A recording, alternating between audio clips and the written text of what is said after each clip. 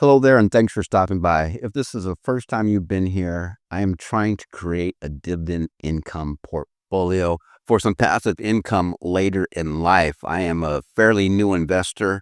With these screenshots you can see on the left, I started in May of 2024, and you can see my dividend income progression through the end of the year. And on the right, you can see what I'm projecting to make for January of 2025. And so let's take a look to see how I'm getting to $1,283 for January. I now have 6 positions in my portfolio, the 2 from Roundhill, the QDTE and the XDTE, and they have 5 weekly distributions in the month of January. And I'm hoping for a $1.20 payout on the Q and a $1.31 on the XDTE. You can see my number of shares right here. And then for Misty, which I believe declares next week, I just plugged in $2.25. It could be a little bit more, it could be a little bit less. Coney, which has already paid their dividend for the month of January at 83 cents, that's already set and locked in. And for YieldMax, yes, they do have 5 payments in January. I just did 15 cents a week for 75 cents for the month. And I just added NVDY yesterday, and they have a payout the last day of January, and I just plugged in 80 cents. Could be more, could be less. So using these numbers, I get $1,283. It could be a little bit more, it could be a little bit less, but in that ballpark. Okay, let's get to the portfolio review and a little bit of my goals and strategies for 2025. Now, this screenshot is of yesterday, January 10th, 2025. This is the gain or loss for each position. And as we know, the past 3 weeks, the past month or so, the market is coming down. I don't know if it's a small correction or if we're on our way to a bigger correction, but these are my positions. My core positions, the Roundhill funds, the QDTE and XDTE, but now I have 4 YieldMax positions: Coney, Misty, NVDY, which are monthly pairs, and then YieldMax, which is the weekly pair. Now I picked Coney, Misty, and NVDY because they're high yield and they each pay in a different week. And the goal with that is just to get bigger payments each week. I'm still missing 1 week, but I don't really see anything in that group A that excites me to invest in. And what do I mean by group A? Well, I don't have any YieldMax funds in this group right here. YieldMax, they have a little bit of a menu here. So you can see group B, C, and D. I have NVDY, Coney, and Misty, and it's going to help supplement my weekly income from those weekly pairs, and that's why I picked these 3. Here, I don't see anything. Tesla, maybe, they've already reverse split in their short history. I don't know. So I'll think about group A, even if it's just something that's a lower yield. I hate to buy into Tesla/Tesla, but I don't know. Right now, it's fairly cheap and might be a good price to jump into. So I'm just thinking about that. 100 shares wouldn't cost too much as far as the size of my portfolio is concerned. And if you're new to the high yield dividend from YieldMax, this is their schedule. At least I have a screenshot here through March. And you can see it just tells you week by week, group B, C, D, A, so on and so forth. So that is the distribution schedule if you're new and first time you're watching me here. Okay, with this screenshot, this is the total gain or loss since I've opened each position. If you look at Coney, that's down almost 18%. But that's the challenge with these YieldMax and even some of the Roundhill funds, is to try and maintain your capital while getting strong dividends. But right now, the whole markets are down, all the markets are down. And so thus my portfolio is down. But now when I reinvest my dividends and I add even some of my own money if I choose to, I'll be getting a discount to increase the share count. So when the market does go back up, I'll reap those benefits. And if you also look at this screenshot, you can see one non-high yield dividend fund, Boo. Well, this is my plan for this year. Yesterday, in dividends, I got paid $250. So I have to take taxes out, or I want to account for taxes. Now, in the past year, when I made $5,182, I did not take any taxes out for this ordinary dividend income.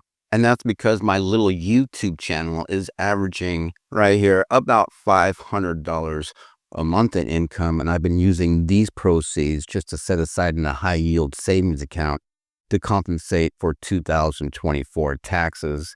and all other various forms of online income that I receive. So this basically has taken care of my 2024 taxes. But I want to start practicing taking out taxes on a weekly basis, and I've chosen Boo just to park that amount of money there. So for example, on January 10th, got paid about $250. I'm thinking about 30% of that, which was about $87, $88. I'm going to throw out to Boo. So tax-wise, I'm going to put 30% into VU. Now, the past 2 years, the S&P has gone up 20%, 20+%.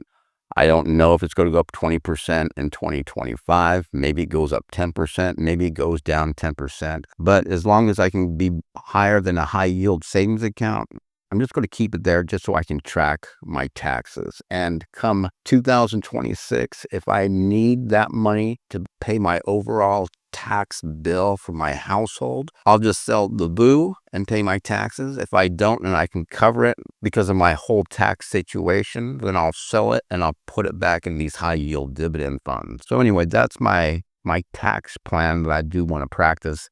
And of course, for the down market, I will adjust accordingly if that happens, if we go into a recession, whatever. I'll just be watching it, but this is a place to park my tax money, 30%. I don't know if it's a good plan, but at least it's a plan. Okay, let's take a look at each of my positions. My Coney position from YieldMax it's down big time, almost 18%, or down about $500. You can see yesterday it was kind of flat, down 2 cents, finished the day at $12.42. I don't know what I'm going to do with this one.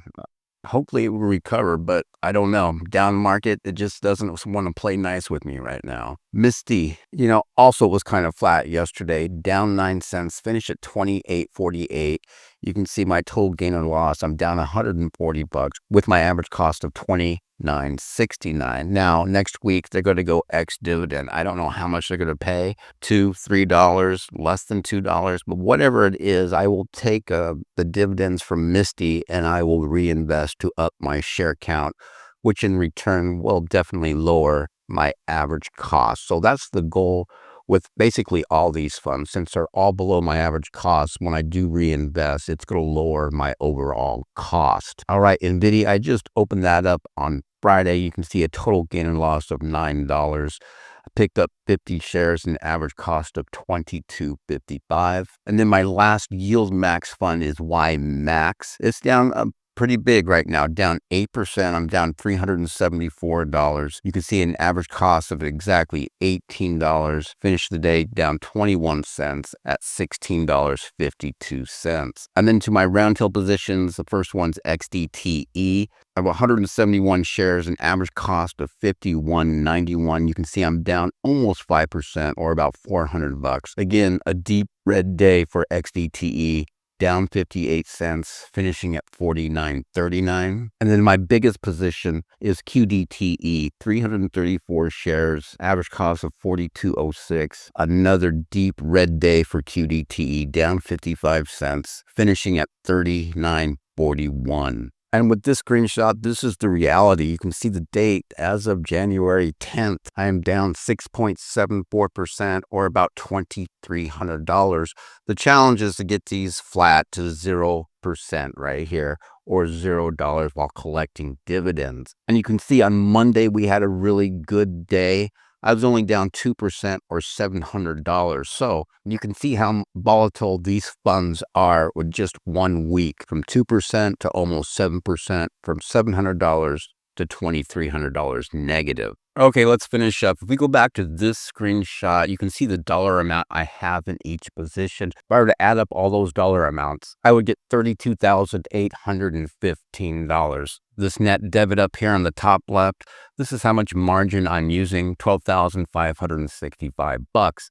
So if I were to liquidate all the positions in my account, Fidelity, my brokerage account, I'm going to get this $12,500 back, and I'd be left with $20,250. And again, the overall goal is to increase my monthly income while trying to maintain my capital.